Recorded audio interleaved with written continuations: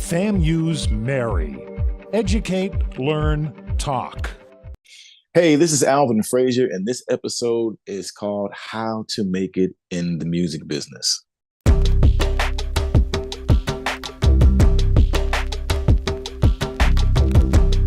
So, a little bit about me. I am from Cleveland, Ohio. That's way up north by Lake Erie. Born and raised. I am a musician, singer, songwriter.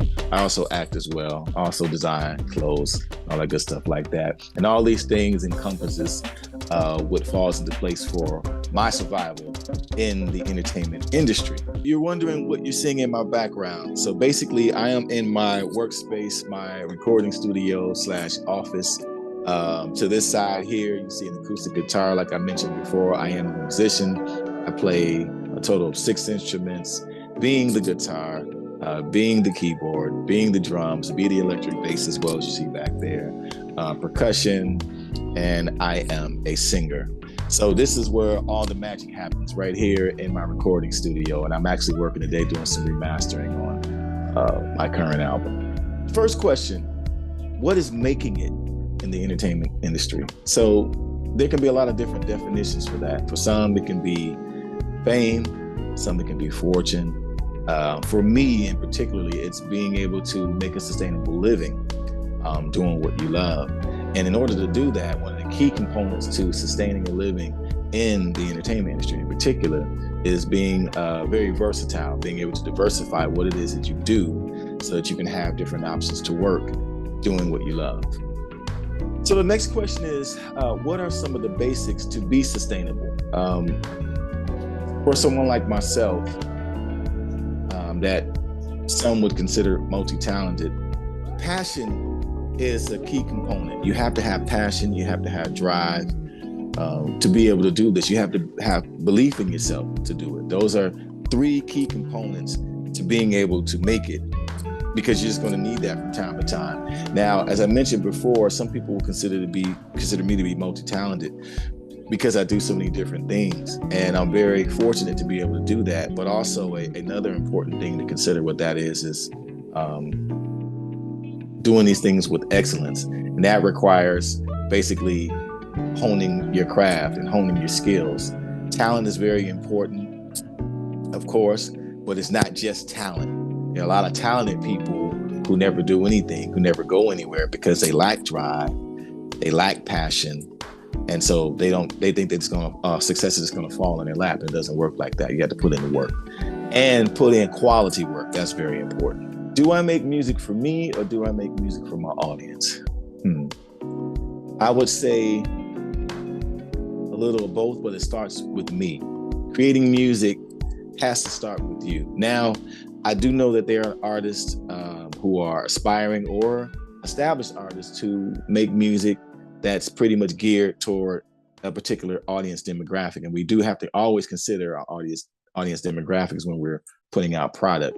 For me in particular, it starts with me. I feel like I don't want to put out anything that I don't feel, that doesn't resonate with me, that doesn't strike a chord with me. And I feel like if it strikes a chord with me, if it resonates with me, then it's going to do the same thing with you. So in my opinion, I create music basically that resonates with me. And in turn, I pass that offering over to the audience in hopes that they will enjoy it as well. What made me expand into acting, adding that particular facet to what I do? I've always loved television. As a kid, I couldn't live without it. My mom, if she really wanted to punish me, she would take away my television. That would hurt me more than anything else. So being such a TV kid like I was, growing up watching television, of course film, but eventually getting a chance to check out theater as I got a little older, it was something that I really enjoyed. So I would practice and act at home or try to recreate something I saw in a movie on television at home, sometimes by myself, or I'll pull my little sister in and force her to be a participant. And she eventually learned how to act as well because of that, and learned all these lines from different films because of that. It helped me because being a performer on stage, it does require for those who are really about the performance craft, it does really require a little bit of acting, to make your performances interesting anyway. So I think any experienced performing artist kind of understands that already. And that's the reason why some of them are able to make the transition to go from being on stage as a performer in the music realm and then be able to get into acting. For me, I think I just have a passion for the performing arts as a whole. So songwriting for me is storytelling. So I've always liked to paint pictures and tell stories in my songs. And with those visuals that I see in my mind as I'm writing, it's a scenario. It's a visual scenario. So I think that just transferred over when I became an actor and started to do that. I could transfer those same emotions that I would try to display in my songs into what I was doing physically as an actor. So I think for me, it was a pretty easy transition to get into acting. It was something destined to happen. Here we'll talk about the other careers that are related to the entertainment industry. Of course, the talent is a very vital part because that's the component that brings in the money that keeps this thing running.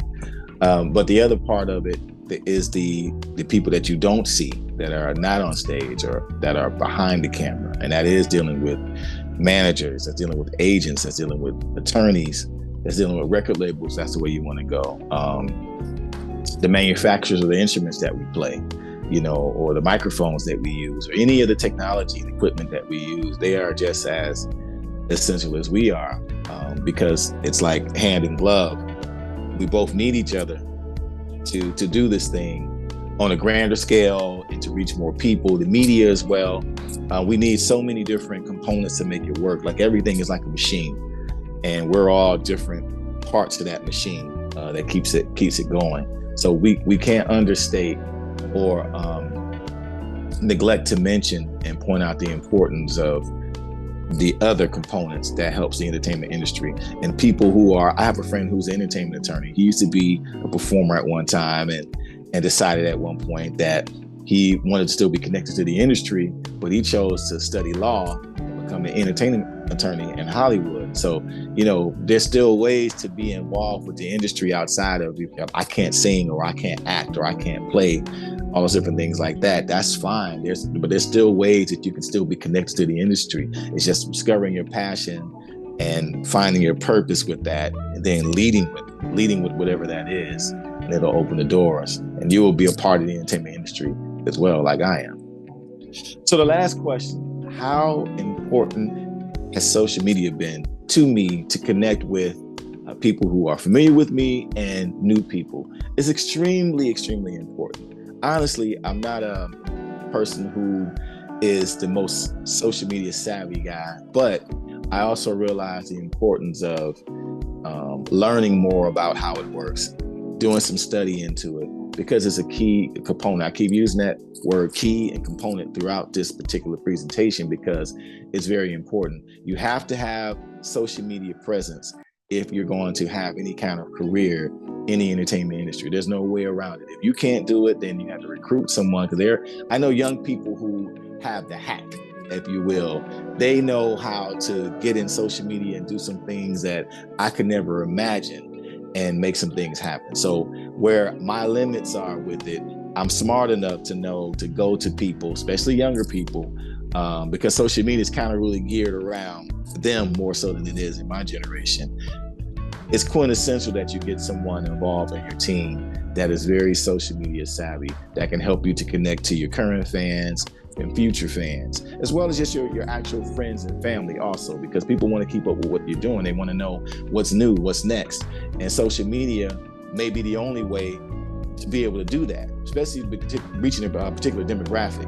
Some people are literally on social media hours at a time a day. They're on social media hours. streaming through, going through their timeline to see what's going on. So you want to make sure you got some content that's coming through there. And that's another thing. Keep your content consistent as you possibly can. Keep your content consistent with posts about what you're doing, clips of performances, all those different things. And also, quality of your graphic design is very important too, because for some people, if they look at your posts and your posters or your flyers and they don't necessarily look professional, you can be an amazing artist, but you'll be dismissed because of that particular faux pas. So you want to make sure that also the quality of your output on social media is excellent, or if not excellent, really good. And if you can't do it, employ someone who can, so that because it goes into your branding, that they can make sure that your branding is representative of who you are as an artist, and it will be respected. So this concludes today's episode. Once again, my name is Alvin Frazier. If you want to follow me, you can follow me on Instagram at I am Alvin Frazier. You can follow me on Facebook at Alvin Frazier as well. And for all things Alvin Frazier, please do not hesitate to visit alvinfraziermusic.com. And when you do, sign up for my email list to find out what will be the latest and greatest in the world of Alvin Frazier. I will be back to answer more questions, so I hope to see you again. Come again, tell a friend. I'll see you then. I'm out.